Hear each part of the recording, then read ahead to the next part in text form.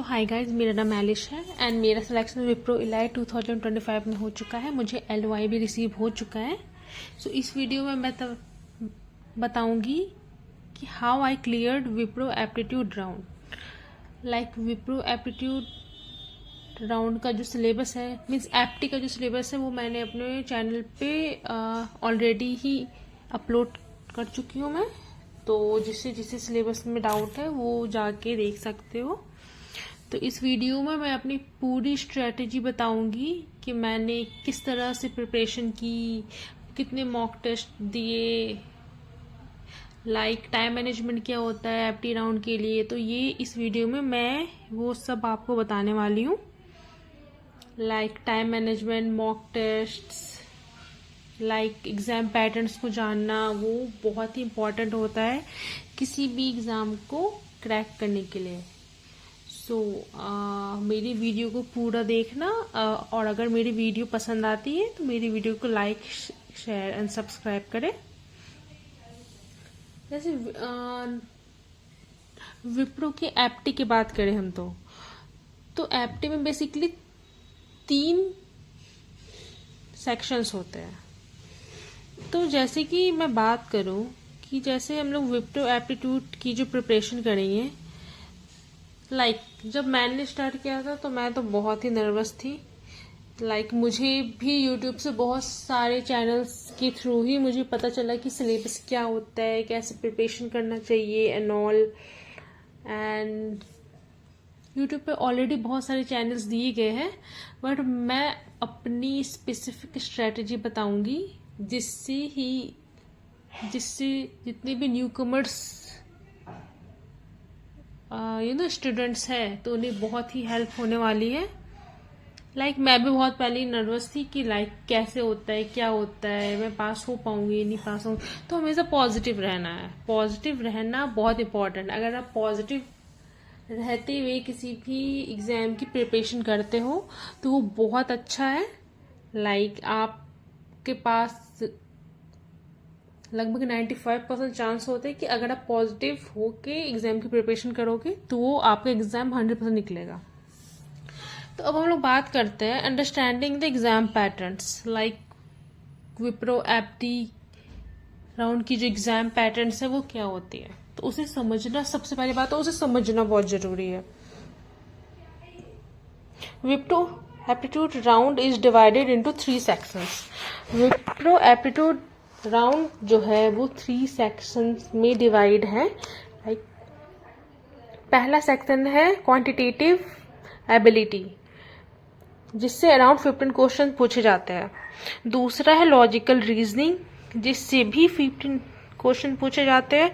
तीसरा है verbal ability, जिससे अराउंड 20 क्वेश्चंस पूछे जाते हैं। And time is limited, usually 60 minutes. So speed plus accuracy is a की।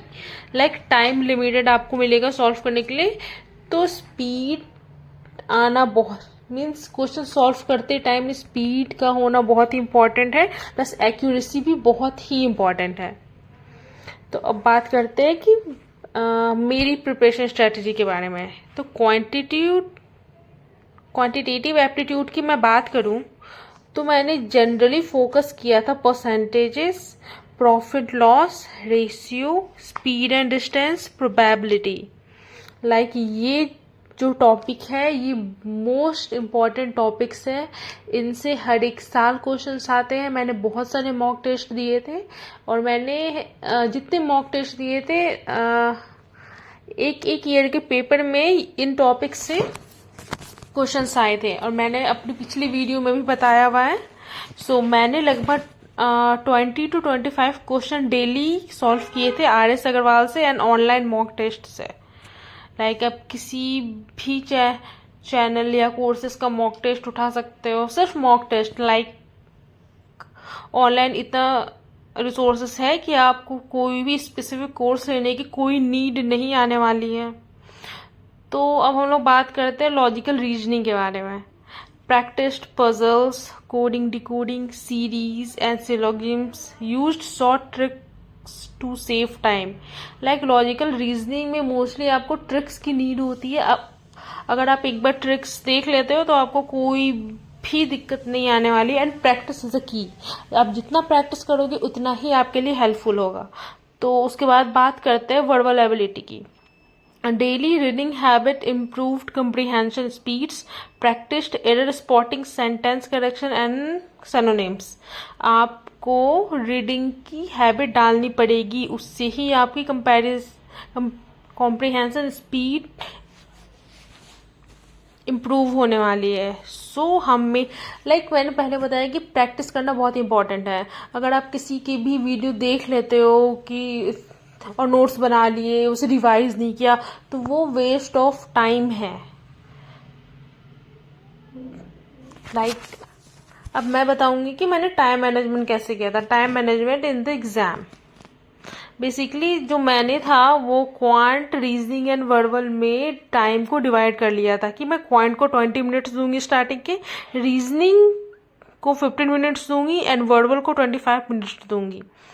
एंड कोई भी लेंथी क्वेश्चन में आपको टाइम वेस्ट नहीं करना है। अगर आप स्टक हो जाते हो तो उसे एट दैट टाइम उसे छोड़ दो और जो क्वेश्चंस आपको आ रहे हैं पहले उन्हें अटेम्प्ट करो, क्योंकि टाइम बहुत कम मिलता है एंड आपको एक्यूरेट आंसर चाहिए इसमें।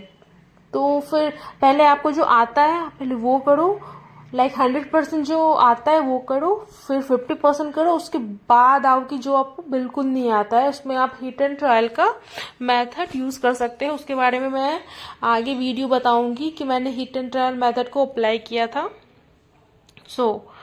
हमेशा टाइम मैनेजमेंट अपने पेपर में अप्लाई करो, ये बहुत इंपॉर्टेंट होता है एंड इससे मुझे बहुत ज़्यादा बेनिफिट्स हुआ है। अब मैं मॉक टेस्ट की बात करूं, before exam I gave at least 5-6 mock test. This gave me speed improvement, confidence with timer, idea of difficulty level. 5 to 6 mock test मैंने दिया था क्योंकि मैंने प्रैक्टिस बहुत ज़्यादा की थी। मुझे लगभग रिपीटेड क्वेश्चंस के आंसर तक मुझे याद हो गए थे, तो इसलिए प्रैक्टिस बहुत ज़रूरी है। एग्ज़ाम डे माइंडसेट, आप जब भी एग्ज़ाम दो आप काम रहो, पैनिक होना अवॉइड करो, अटेम्प्टेड इजी क्वेश्चंस फर्स्ट, पहले वो करो जो आपको आता है। Accuracy mattered more than attempting all questions, जैसे कि मैंने इसमें बताया है कि एक्यूरेसी ज़्यादा इंपॉर्टेंट है उससे जितने के आप क्वेश्चंस करते हो। अगर आप 100% क्वेश्चन करके आ गए उसमें से आपके 95% रॉन्ग ही हो गए तो वो वेस्ट ऑफ टाइम है एंड वेस्ट ऑफ एनर्जी है, उससे आप एग्जाम लूज कर जाओगे। सो इसीलिए जो आपको 100% आता है पहले वो, उसके बाद जो 50% आता है, 70% आता है, उसके बाद वो क्वेश्चंस करने हैं। उसके बाद आपको उन क्वेश्चंस को टच करना है जो आपको बिल्कुल नहीं आता, जिन पे आपको hit and trial method apply करना है।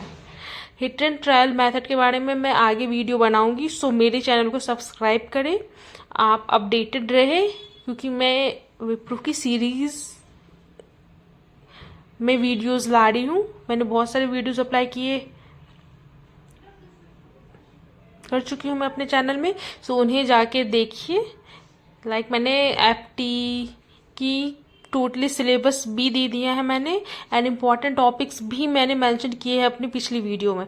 सो मेरी वीडियो को जाके देखिए, आपके बहुत सारे डाउट्स क्लियर होंगे। So thank you so much.